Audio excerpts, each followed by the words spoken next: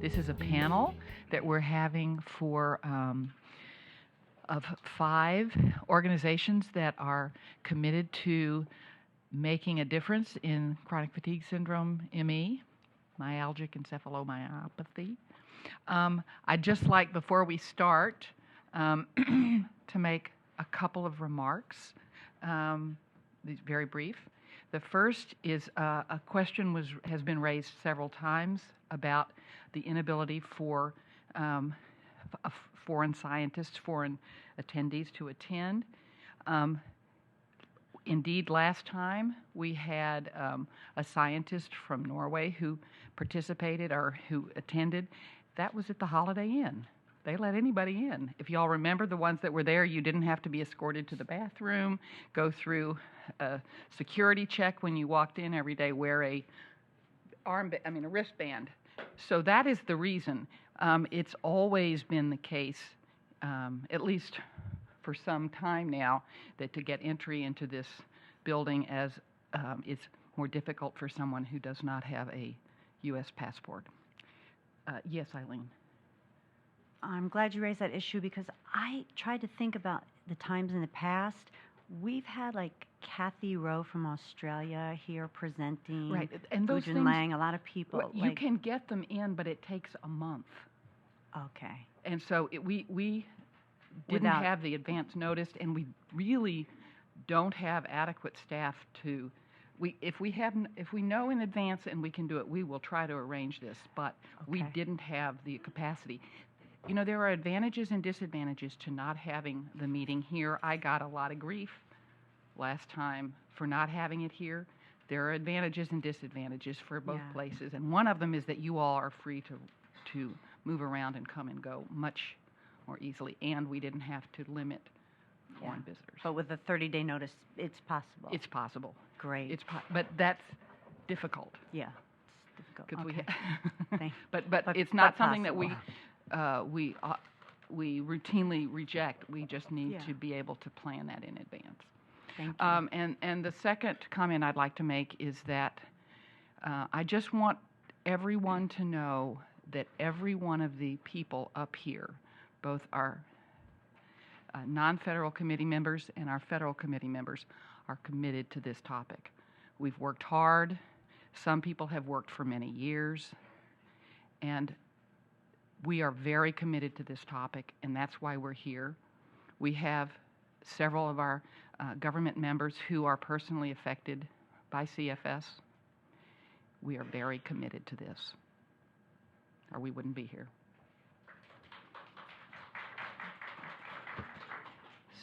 With that said, let us begin. Kim McCleary will start and introduce introduce yourselves and tell us about your organization. Okay. Thank you, Nancy, and thank you to the committee for the opportunity to sit here with friends and colleagues at this table and have this time to share with you updates on our organizations, because I think it's very complementary to the discussion that we've gotten to listen into, particularly this morning on the funding opportunities. So I am the president and CEO of the CFSAC Association of America. We are marking our 25th year of service this year, and rather than focus on the history and what we've done over 25 years, I'm going to really limit my comments to what we're doing currently, because I think that's more relevant to the information that I would like all of you to have, as well as the people in the room and listening by webcast and audiocast. Our organization has been a lot of different things over the years. There are so many needs that this community has, and filling those needs or trying to meet those needs is a constant challenge, no matter where you focus. But over the last 4 years, with the addition of a full-time scientific director, Dr. Suzanne Vernon, to our staff, we have really narrowed our focus to try to stimulate the research and to act in a way that Nancy summed up beautifully earlier, to build, nurture, and collaborate with the scientific community so that there is more robust, both in terms of the number of topics being studied and also the rigor of the research being conducted on CFS. Earlier this year, we launched the Research Institute Without Walls, and that's kind of where I'm going to focus today. And now we are focused on identifying disease-modifying treatment for CFS rather than the whole gamut of research. We've really narrowed in on that as an area that nobody else is really looking at very closely right now. So our research is hopefully all feeding into building a pipeline that then we'll be working more closely with FDA to put products into and evaluate. And I just want to say that there's been a lot of confusion, and that's always our responsibility to make sure that there's not confusion about the organization and its role in patient advocacy. And what we're really doing is expressing our advocacy for patients with this through our research program. So we sort of struggle with the labels of which one of us is patient advocates. I think all of us in this room are patient advocates, or we wouldn't be here, as Nancy said. So our research program being sort of the centerpiece of what we're doing, just a little bit of history. In 2009, 2010, we had 6 grantees that were able to turn $637,000 of seed funding into follow-on grants from the National Institutes of Health and the Department of Defense into grants totaling more than $5 million. And I think that's the model that we've been hearing about this morning, is having researchers with the kind of pilot data and early studies that can go on to compete well and successfully in a very tight NIH process, and also with the other funding agencies that make investigator-initiated awards. We've heard a lot this morning about the need for registries and repositories, and we recognize that need as well. And in 2010, we launched the Solve CFS Biobank with the assistance of an infrastructure provided by Genetic Alliance. And to date, we have enrolled and consented 482 participants. That includes individuals with well-characterized CFS, many of them coming through the clinicians who've either served on this committee or presented to this committee. Also contact controls and healthy controls, because those are so important in doing research, having the appropriate control subjects. And since we launched the Solve CFS Biobank in March of 2010, we've launched now 9 research projects, and just by way of comparison, in that same amount of time, NIH has launched 7 CFS-specific research projects. So even at our modest scale of resources, I think we're doing pretty well now that we have that research resource available to the broader scientific community and a way for patients to participate in these studies. Last year, to help us refine our research approach, we formed a diverse scientific advisory board, and I don't have time to go through their names, but their tiny little pictures are down there, and some of those people you will recognize as people who've either served on this committee or been involved in the State of the Knowledge meeting, really bringing diverse scientific expertise from top institutions around the country, and also outside of the country with our Canadian colleague Gordon Broderick. And as I said, we launched the Research Institute Without Walls on February 23rd.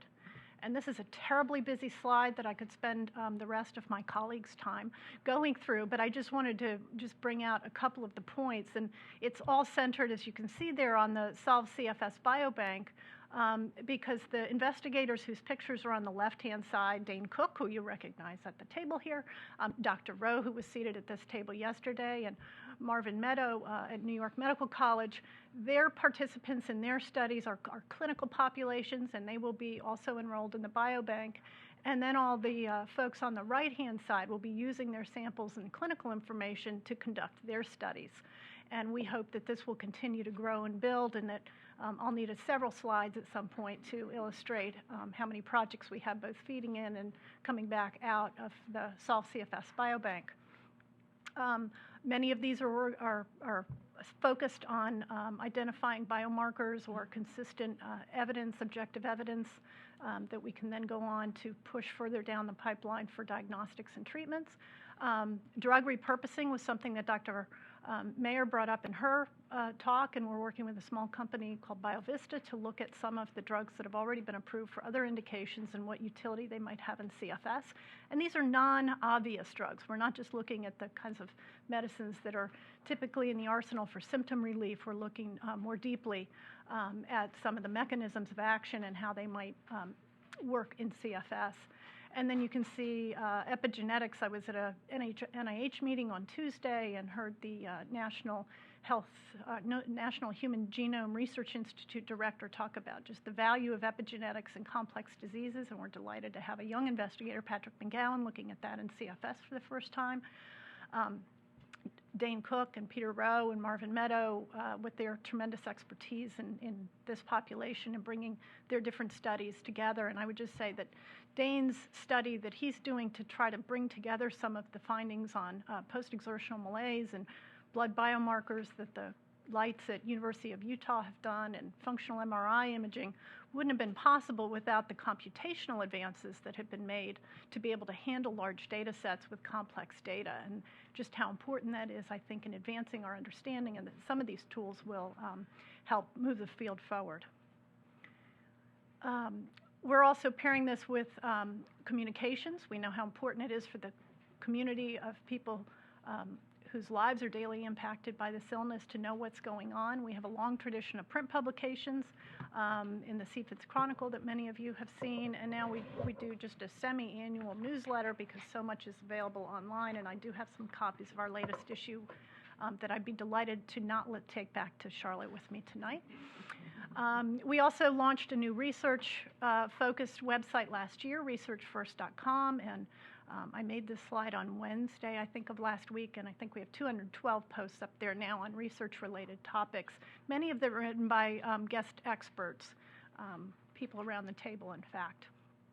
We also publish 2 e-newsletters. The Research First News is a monthly digest of all the latest research and policy news. We've done a whole series of webinar programs, and we'll actually be having one.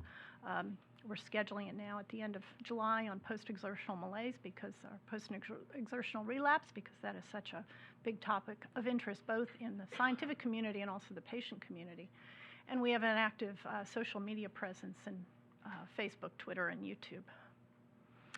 And then we've taken our models, as Bernie was nice to point out. We've learned about how to structure a research program from organizations like the Michael J. Fox Foundation and the Myelin Repair Foundation and the Susan B. Love Army of Women. And now we need to take those models and figure out how they raise money to support those illnesses so that we can meet the needs and expand the research in a very vibrant way. And I've pictured Bernie's beautiful, incomparable daughter, Laura Hillenbrand, here because we are so grateful to her for the tremendous support she's provided to help us get this Research Institute Without Walls launched this year. And I would love to be able to tell you the stories of the other catalysts pictured there on the right. And it's just been, a great coming together of people's interests and really resonating throughout the community that this is now our focus and what we're championing.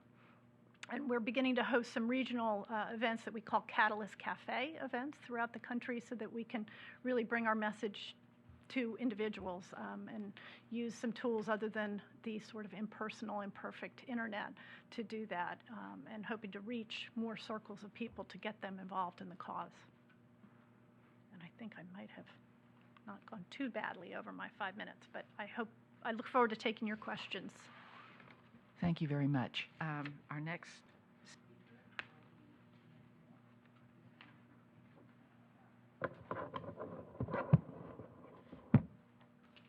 Thank you. Will the slides be put up? Or there they are. Thank you. My name is Mary Dimmick, and I'm speaking on Denise Lopez Majano and Speak Up About ME. As the mother of 2 young men who became sick during their school years, Denise has had to face the challenges every patient of school-age child faces. Problems with school, being able to get the support that they need, increased isolation, social isolation, and other such challenges. She became determined to find a way to help her son, and out of that determination was born Speak Up About ME, to help others get support to work with the school systems. She wanted to be here, obviously, to speak with you today. She was unable to because her sons are too ill to be able to be here for more than a day. And that's a challenge that so many in this community face, trying to advocate for themselves when they're too sick or too busy taking care of their families.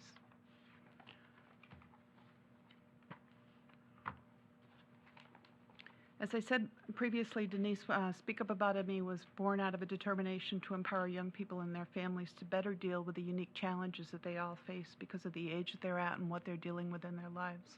She does this, and Speak Up About ME does this in 3 ways. First, by fostering sharing of knowledge and information that addresses the unique challenges that these young patients face. Examples of that kind of information are the kinds of accommodations that schools should make and that they are entitled to. We heard quite a bit about that yesterday in the panel. I won't go into that with too much more detail, except to say that She has talked to me about examples of where children are being asked to go into lower grade, lower level classes that are not as challenging to them from an intellectual perspective because the schools feel that's all they can handle. Another one is connecting parents with advocates that can help with them with the school, people that have done it before that can help people who are just coming into it. How the SSDI and the SSI process works, especially with school-age children, especially with people who will never have a work history. Use of special needs trusts and other mechanisms to be able to plan for financial, because as you know, if you've never worked, you can only have about $2,000 or $3,000 in order to qualify for benefits. So what can you do to help your families? And then approaches to deal with the social isolation.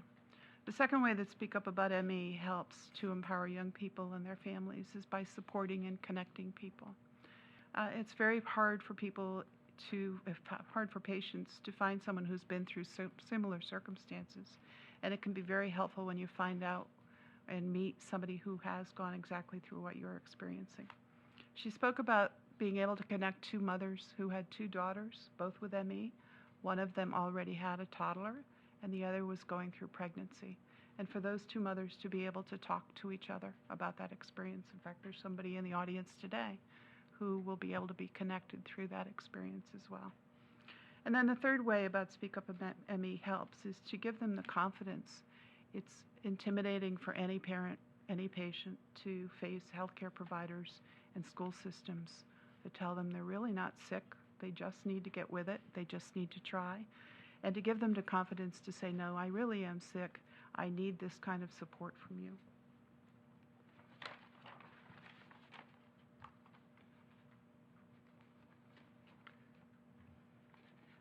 Speak Up About ME is not located in a certain location. It's really a grassroots coalition or network of people that are focused on issues that specifically affect young people with ME/CFS. And again, like I said in the previous slide, issues around how to deal with schools, what doctors are known to help people with pediatrics, how to counteract the stigma of ME/CFS, especially that these patients can face within schools and with their peers. A particular concern to Denise is how these patients make up for so much lost time that they've had during their formative years than when they would be developing life skills and other kinds of social skills.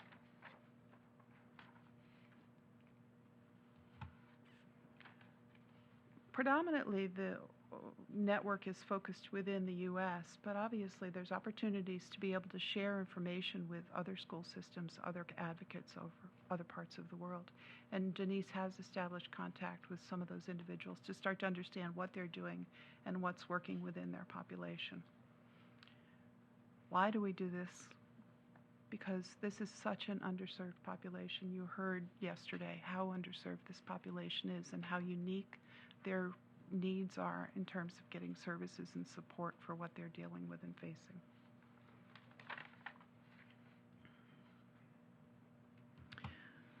I believe it was Faith, the woman that spoke yesterday with a patient panel, that spoke about the regional group that meets. It is a regional group from the Middle Atlantic that meets a couple times a year. I've actually had the good fortune to be able to go there myself and to see how it really works. And it's a chance, as she said, for these patients to be able to come together in a way that everybody understands what they're dealing with, and they don't have to explain themselves when they have to lie down. And that has a big impact on them, and also the parents get to support each other and understand what's working. And it's an excellent model that could easily be replicated in other parts of the country to help school-age children.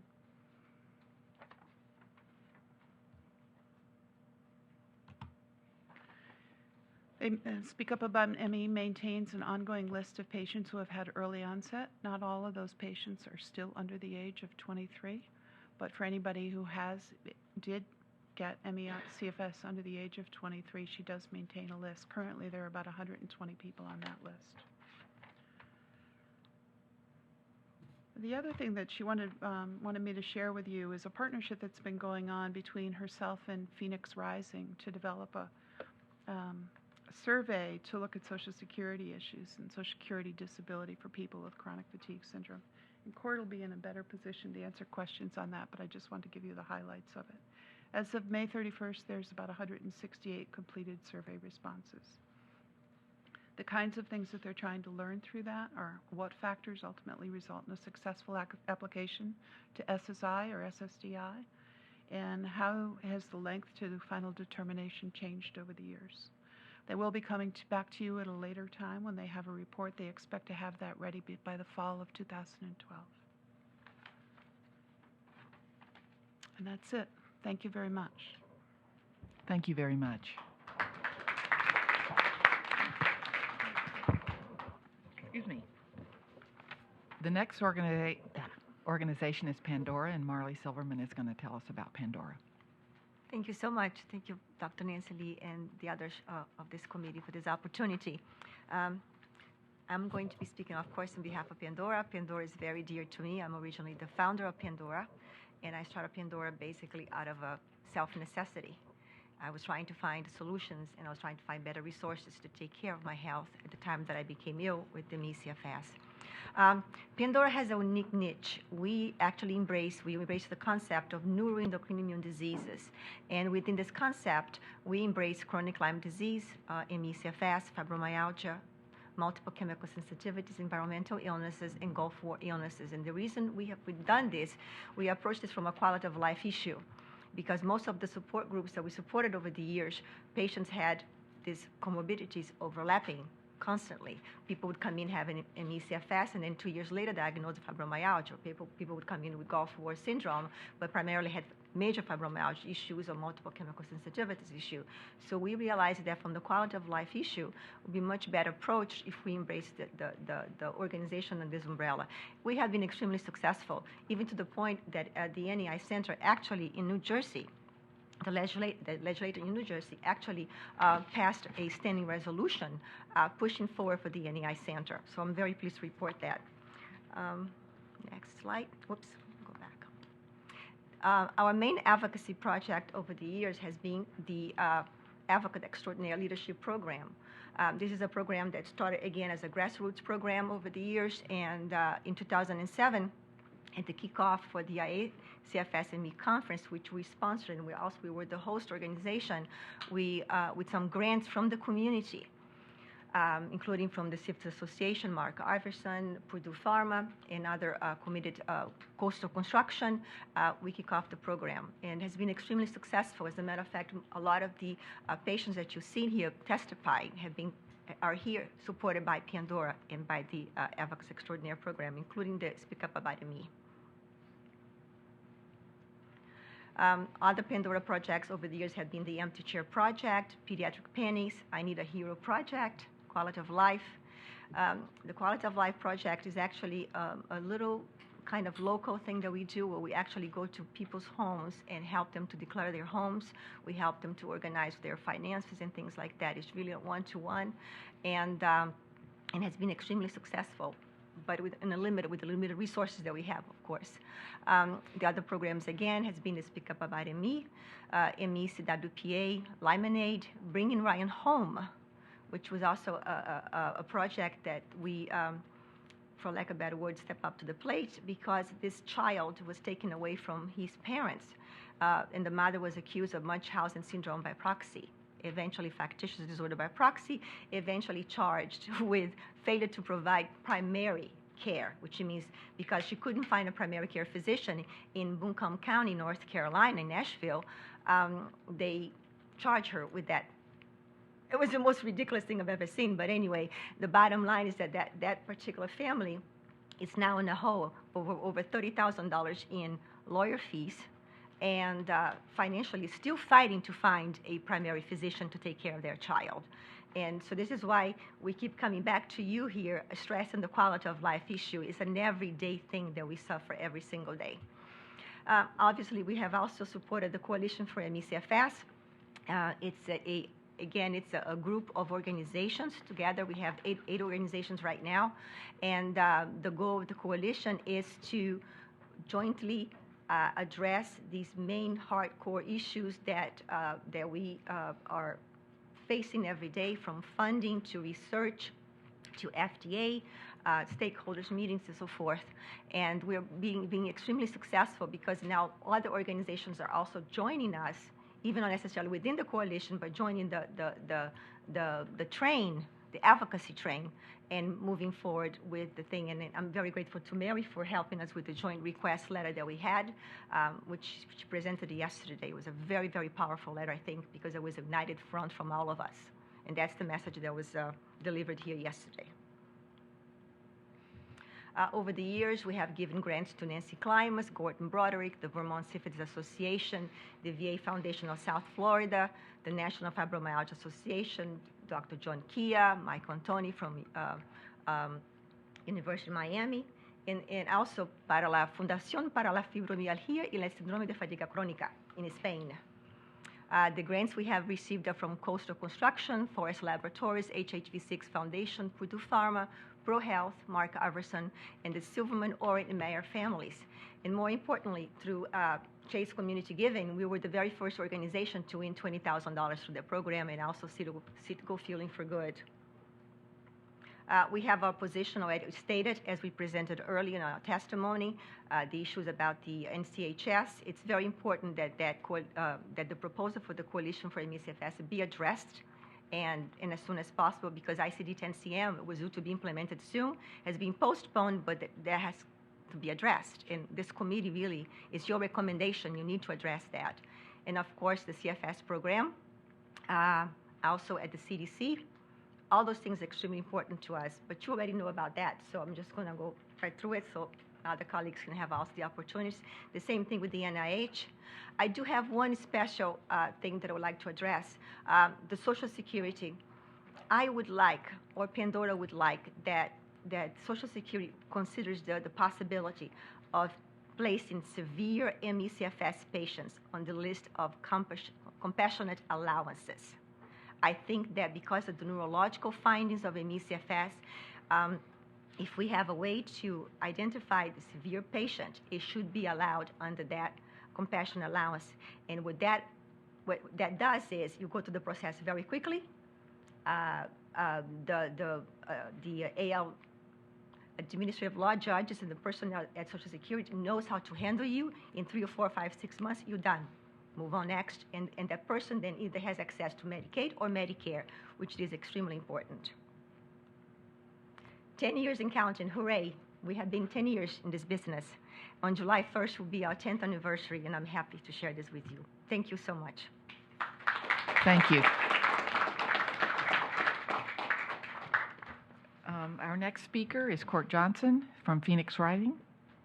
I'm president of Phoenix Rising, and I founded Phoenix Rising. Phoenix Rising is now a nonprofit corporation. In ancient myths, the phoenix is a powerful symbol of renewal as it rises out of its ashes to new beginnings.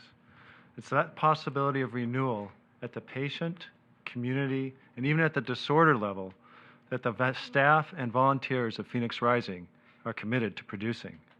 Phoenix Rising is different from other organizations. Working entirely online, we think of ourselves as the world's largest support group.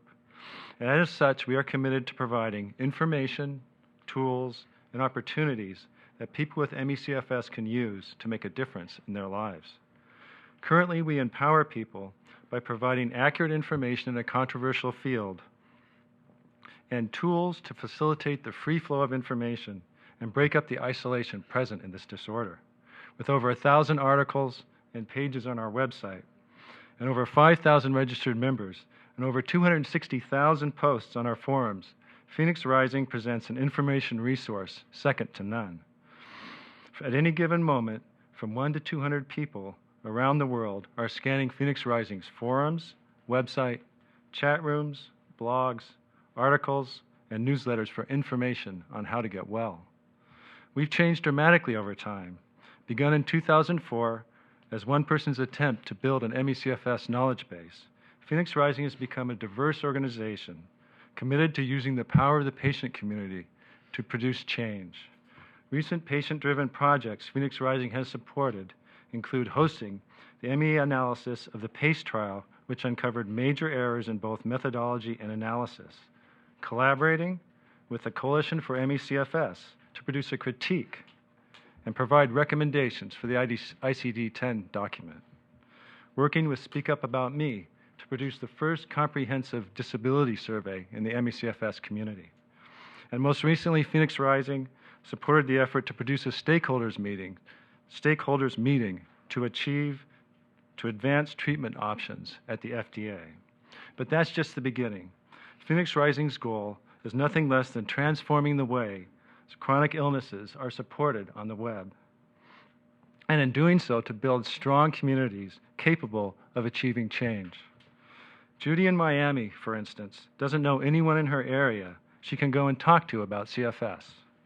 But what she doesn't know is that she is actually surrounded by patients and their supporters, and support groups, and good doctors are available. She doesn't know this because that information is either missing or is haphazardly presented on the web. By putting patients, doctors, volunteers, support groups, and research groups on the map, Phoenix Rising's Community Rising Mashup program will allow Judy to build vital new relationships, find support options that she didn't know were possible, help her find the best doctors in her area, and enroll in local research efforts. Meanwhile, Mary has seen 6 practitioners, Joe has seen 10, and both have spent more time and money than they could have imagined simply trying to find someone who understands this illness. But what if with one click, they could see which practitioners in their area were the most effective, or which were the best fit for their budget, or which just happened to be really good at solving their dizziness or pain or sleep problems. Phoenix Rising's Physician Review Program will not only determine which practitioners are the most effective, but it will identify which types of practitioners are, how important experience is in treating this illness, who gives patients the most bang for the buck, and more. In short, it will help you decide who you should see to get the best results. In the same vein, Phoenix Rising's Treatment Review Program will not only inform patients of the best treatment options, but will also, as we produce and send out reports, inform medical doctors of options they are unaware of. These are just some of the programs that Phoenix Rising will use to build a virtual community that empowers people with ME/CFS around the world. Thank you very much. Our final speaker will be Patty Strunk with the New Jersey CFSAC Association, and then after that we'll have time for comment and discussion with our panel. Ms. Strunk. Hi, my name is Patty Strunk, and I'm from New Jersey CFS Association. Okay, although we are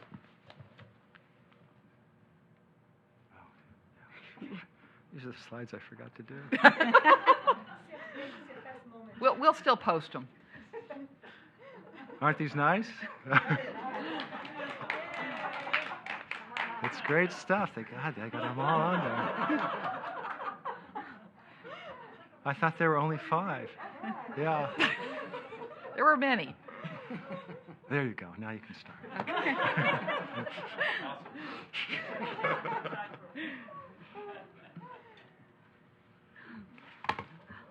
although our address is Florham Park, we are actually all over the state of New Jersey, from the right near New York City to the very end by Atlantic City.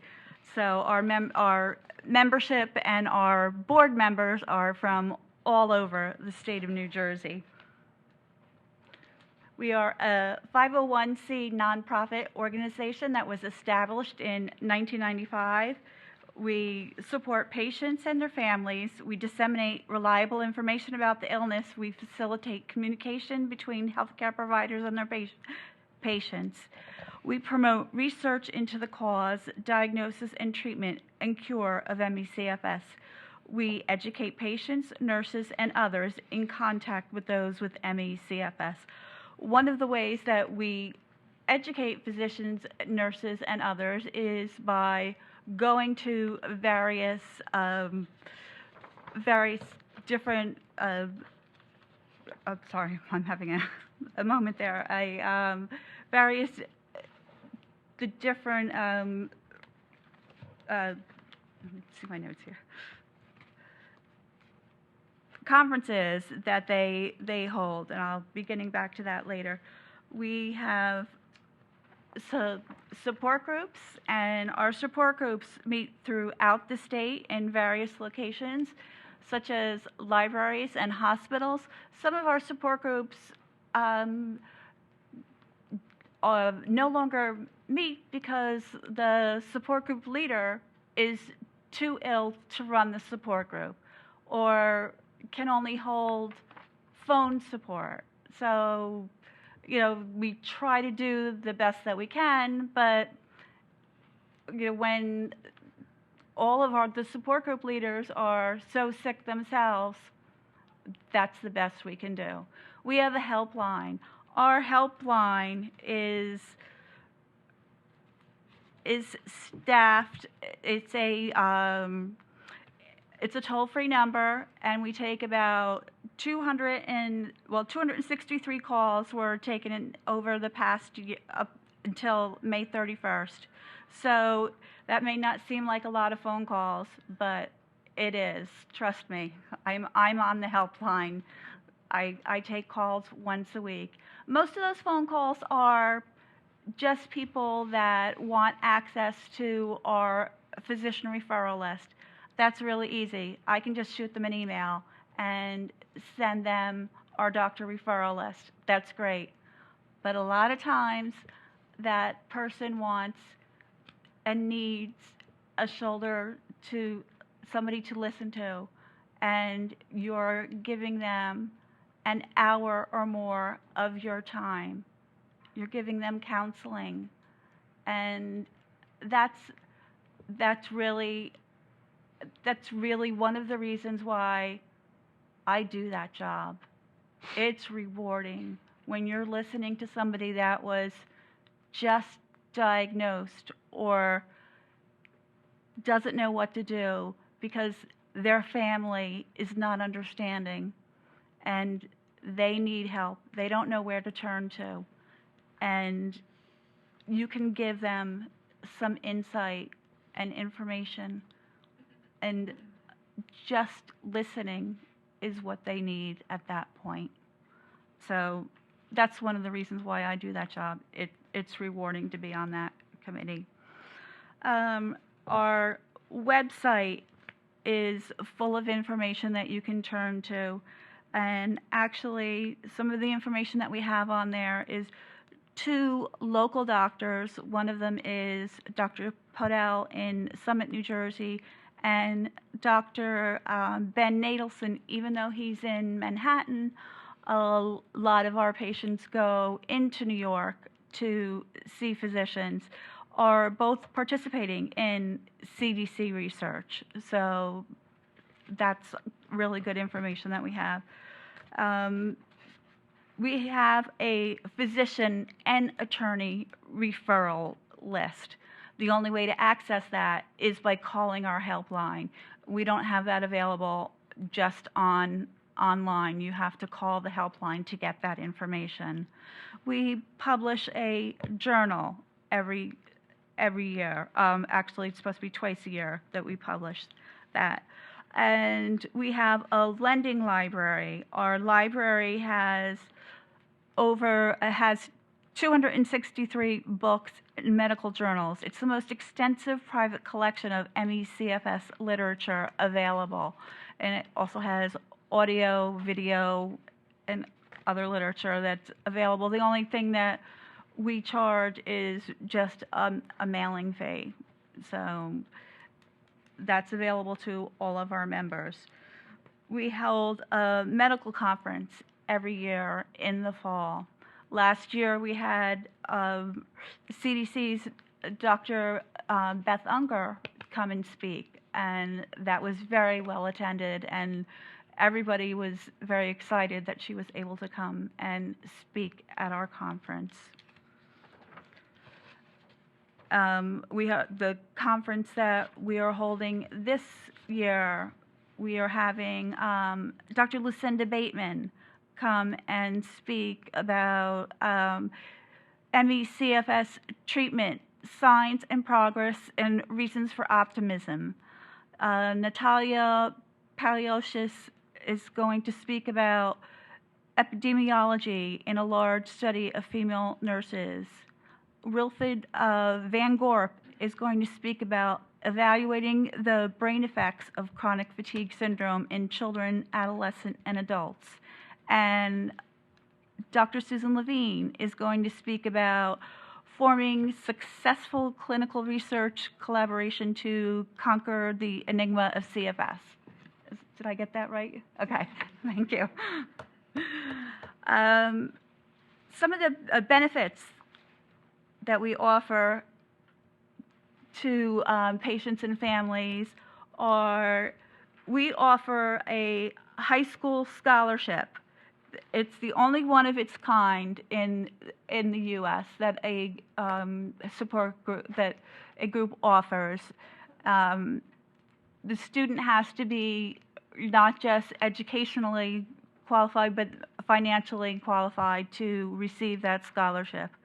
We were the first group of its kind to offer a medical school scholarship.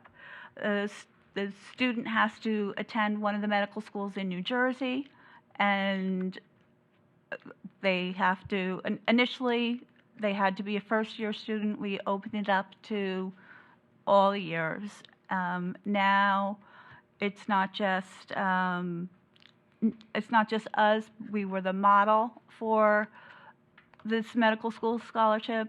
Vermont and Marley, I believe Pandora is offering it also. 1 minute, please. Okay. We offer educational accommodation help that we have had some of our board members sit in on IEP meetings to offer help, assisting parents with accommodating their student. That was the very topic of yesterday's meeting, offering assistance, helping students through school problems. We have had several different board members sit in and offer assistance because the price that you have to pay to an attorney or an educational assistant is astronomical. So we have had board members that have helped with that. I talked about our conference, and the conference, we have CMEs for physicians. We have 4 informational fact sheets, and coming soon is a new one, which is CFS information for school nurses and school personnel.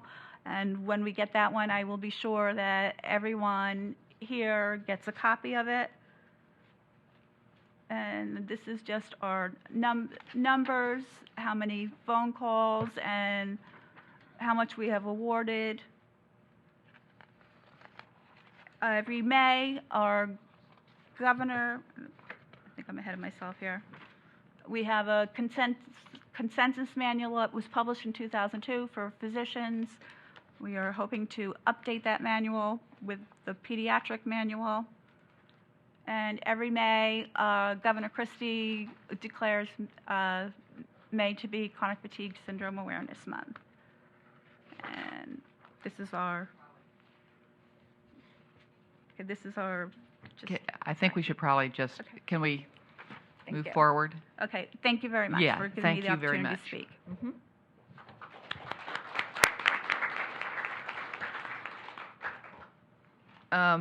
I want to again thank all 5 organizations for this. So everyone knows, they came here on their own expense, and we greatly appreciate that.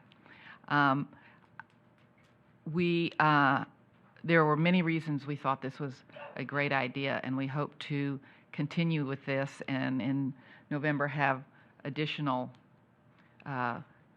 panels of organizations committed to bettering the situation for chronic fatigue syndrome patients.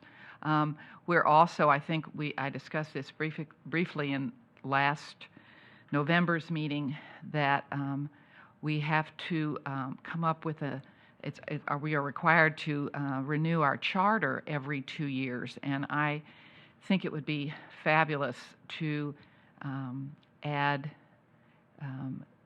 membership from these organizations. There are several other advisory committees to HHS which have organizational members as non-voting liaison representatives.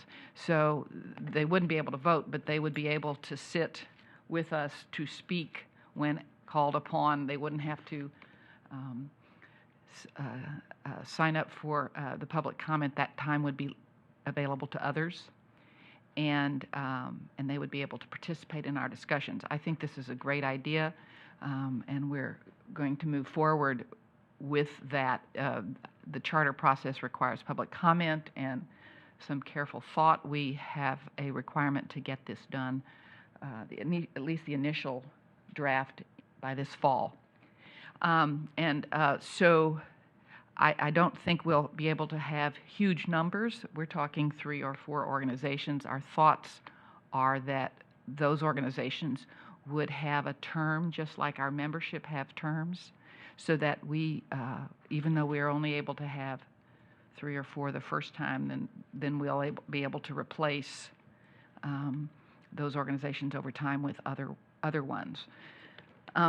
These are the thoughts that we have. We haven't gotten further in the details, and of course this is not done till it's done, but I think there's a lot of commitment on our side to go forward with this idea. So let me open the discussion up to our panels. Yes, Adrian. I have a question for Court and Patty. What you refer patients to doctors and to lawyers as well. What criteria do you all use in selecting the physicians that will be on your referral list? In New Jersey, we go by our own patient's recommendation. So we have people that have referred physicians to us, and then we have a form that we send to the physician to fill out, and if the physician wants to be on our referral list, they fill it out and return it to us. So we don't do it without the physician's knowledge. And do you pick any specific specialty or we board have certification? all specialties. We have lots of specialties on our list. Okay, thank you. Yeah, we don't have a physician referral list. We are working on a physician review list in which the patients will review the physicians, and they'll be able to, hopefully they'll be able to weed out the better physicians from the not as good physicians. That's one of our goals, is to try and get people to the best physicians and stay away from the physicians that aren't good or do harm. And you'll rely on the patient description of their care for the basis of your decisions? Yes, we have a kind of a comprehensive survey, so we'll ask the patient to review the physician on all sorts of areas, and hopefully we'll be able to get some good data from that. Right, thank you. In the case of Pandora, it's pretty much patient referral as well. We have actually, and we kind of follow the same process. We call the physician to see if he still wants to be listed, because we have cases in the past where patients refer physicians to us, and we had phone calls from physicians saying, please don't put us on your list because we cannot accommodate the type of patient care that requires, time-wise and money-wise. So it's not really a perfect science, but we strive to really include physicians that really want to take care of the ME/CFS patients or any eye disease patients. Anybody wants to make a comment here? Lisa. I have a comment and a question. First of all, what struck me, and I hope it struck others as well, is how much collaboration is going on between the 5 groups here today. And I think that's spectacular, because a lot of times it seems when there's a cause that there are groups that wind up competing with each other for limited funding. And so I just wanted to bring that up. That gives me a lot of hope. Thank you. And just a question for CFIDS Association. I'm intrigued by the Salt CFS Biobank and a lot of discussion that I've heard today. How do patients get their bio into your bank? Our startup study was very narrowly described. We were looking for a very well-characterized patients with acute onset, and they must have the post-exertional relapse. Now we've broadened it out because we know that different studies will require different subtypes or overlapping conditions as well. So just call our office. biobank@cfids.org. We'll also get an email response from Gloria Smith, who is our biobank coordinator, and we go through a full consent process. The initial part is a registry, so they register and provide all their clinical data, which is an extensive capture of all kinds of medical history and as much data as the patient has access to. And then as we enroll studies, we can make sure that we have the right sample at the right time for the study that's being done, and it's a customized kit that goes out to the individual, and they have the blood draw or the buccal swab collection at the time that we need it, and then we capture new information at that time, so it's all updated. And our hope is that we will be able to expand well beyond the nearly 500 people that we have now, and also include longitudinal data over time so that we can do the kind of secondary analyses that Dr. Mayer was talking about earlier, because we think this is such a rich source of both discovery and also validation for other studies that are going on in a very cost-effective way for both the investigator and the population. Two questions for the CFIDS as well. Just listening to Dr. Corbin's question. First question is this the biobank study, is it registered on clinicaltrials.gov?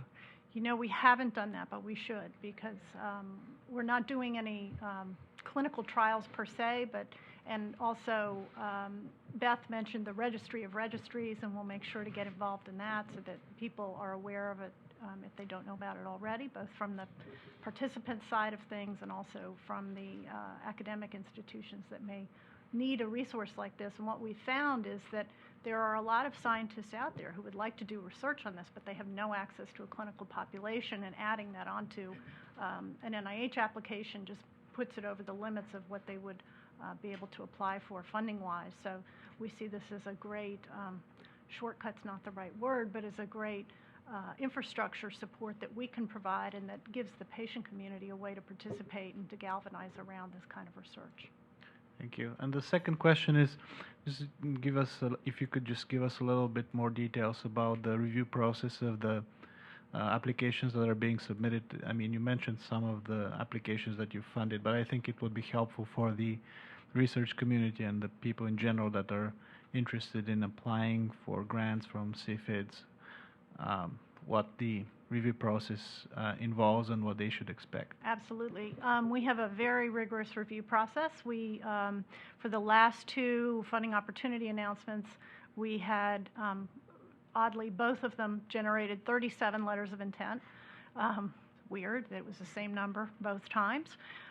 We went through a letter of intent review, and in this most recent round, we invited 26 full proposals. It's an application that's very similar to the NIH R01 form, just the format. We sent those applications that we received out to reviewers within the subject matter. We involved, I think, 54 reviewers internationally to review those 26 proposals.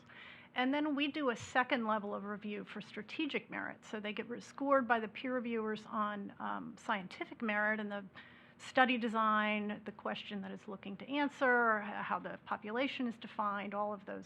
And then we look at it from a strategic standpoint. How likely is this to advance our knowledge? Does this fill an important gap? Is this an idea that, if brought forward to the NIH at the next stage, would be likely to go on and compete well for funding? And then the top proposals are funded. And our pay line's about 20%, so we're doing a little bit better than the NIH overall right now. And we hope with success in our fundraising that we'll be able to do even better than that. But very encouraged that, there were 37 independent applications for funding, and 26 of those were worth bringing in for full proposal. So I think, even at the modest amounts that we fund, we do hope that pipeline begins to transfer over to what the NIH is seeing. So you made Dr. Mayer's definition for a successful application, promise of future success. Thank you. Mm-hmm.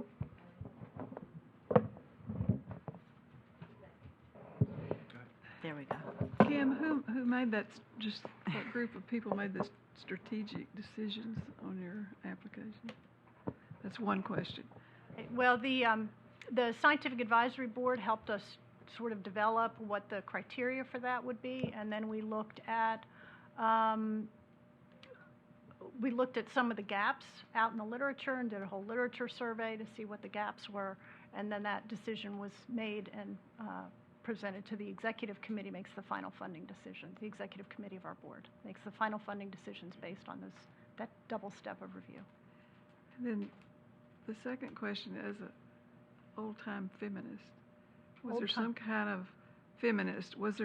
of gender selection of the applications that were funded? No, you did see a lot of males up there on the... I think they were all males, actually. In the last round, that was not the case. And maybe Dr. Mayer and I should have a conversation about what NIH is doing to diversify the gender gap in the scientific community. We did have some young investigators. We've had some minority investigators funded, so we're trying to do better on that. But the field is small, and we have what we have. So it's an opportunity for female investigators. That's right.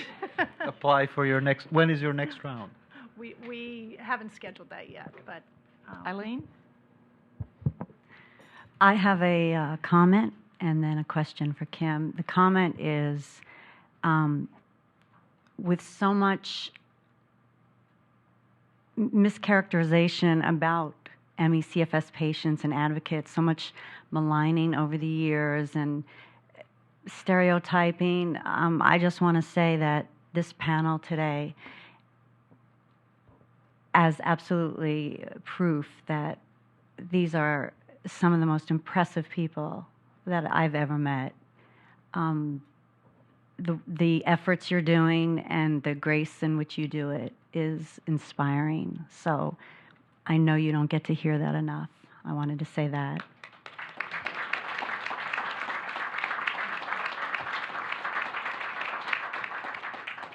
And my question for Kim is, I'm not sure if it fits in with the biobank, but many concerns are coming from advocates and other groups about not looking in the right places for infectious agents. And, you know, Dr. Chia, HHV6 Foundation, and, you know, people and institutes like that are looking, you know, want tissue banks so that viral loads can be looked at in the brain and heart and so on. Does your biobank do something like that? Our IRB approval right now is for blood and buccal tissue. Those are accessible, easy to get at, you know, a needle stick. Tissue samples from organs or brain are a little more invasive and require unbelievable protocols to make sure that a sample collected in one place and a sample collected in another place would indeed be comparable from a pathology standpoint, and Dr. Dimitrikov is nodding his head. There are just some barriers that we don't have yet the resources, but we have definitely built sort of the foundation to hopefully expand to that in the future. And we've also had many requests for people who'd like to indicate in a living will that should they pass, they would have the opportunity to provide samples to the biobank, and we're looking at that as something for the future as well. Yes, thank you. That's what I was, you know, alluding to is when people do pass away, and now the patient community is getting older, and right. And we've looked at some of the Parkinson's and Alzheimer's models out there, and just the infrastructure that they need in order to do the counseling of the family members and to keep that sort of updated on an ongoing basis. And it's a major undertaking, but it's a very important one that we hope, you know, will someday be part of the biobank. Thank you. Any more questions? Oh, we can take one. Anne? So, Kim, great work. So I have a question on, and I don't know if it's classified information, on the disease-modifying agents or disease-modifying strategy that you have. So what type of pathogenesis is this directed to? Is it to infectious to immune to autonomic? Well, we're not pursuing it based on any one model. We're still making use of the very important strength of investigator-initiated ideas about that.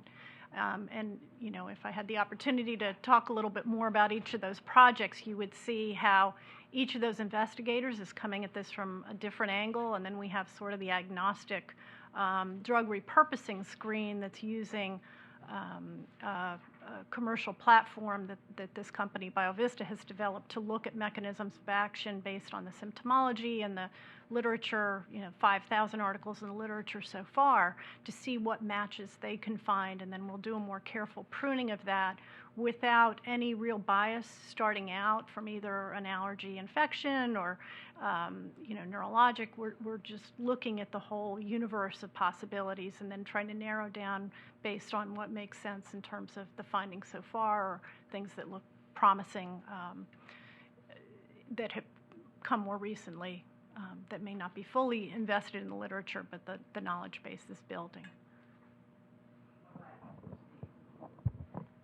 Yeah, I guess you're popular, Kim. How many samples do you have, and do you have good histories on the patients who have given the samples? We have excellent histories. We have samples in the bank from about 200 of the 500 people that are consented and registered. Those break down into dozens of aliquots. So that's how we're able to make that inventory stretch.